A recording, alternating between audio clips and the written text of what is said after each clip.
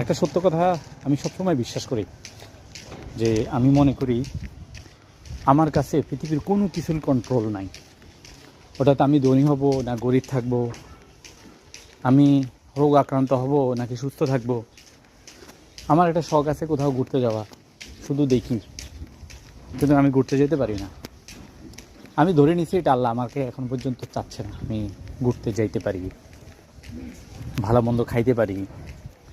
হ্যাঁ, আমার অনেক পড়ার ইচ্ছা, কিন্তু আমি যেন পড়তেই পারি না, এই সময়টাই পাই না। তো এই সবগুলো বিষয়কে যদি আমি একসাথ করি, আমি দেখি যে আল্লাহ রাব্বুল আলামিন সম্ভবত আমাকে দিয়ে ঠিক এই মুহূর্তে এই কাজগুলো করাতে চাচ্ছেন। তিনি যদি চান কোনো একটা সময় আমাকে দিয়ে সব কাজ করাবেন, অথবা তার আগে তিনি আমাকে নিয়ে যাবেন। এই রিয়েলিটি মেনেই আমি পৃথিবীতে আছি। আমি পৃথিবীতে মনে হয় যে একটা পাপেটের মতন আছি। আল্লাহর ইচ্ছা অনুযায়ী আসি, আল্লাহর ইচ্ছা না থাকলে একদিন চলে যাবে। স্রেফ এতটুকুই আমার মনে হয়। একটা সত্য কথা আমি সবসময় বিশ্বাস করি যে আমি মনে করি আমার কাছে পৃথিবীর কোনো কিছুর কন্ট্রোল নাই।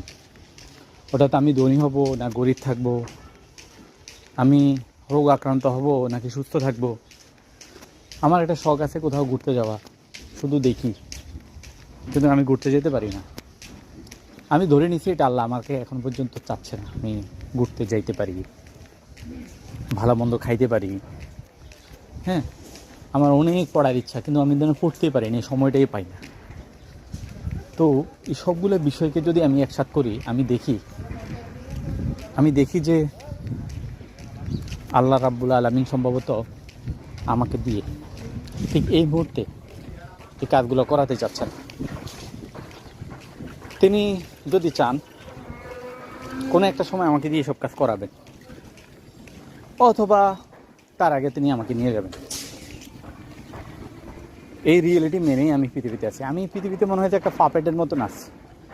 আল্লাহর ইচ্ছা অনুযায়ী আসি, আল্লাহর ইচ্ছা না থাকলে একদিন চলে যাবে।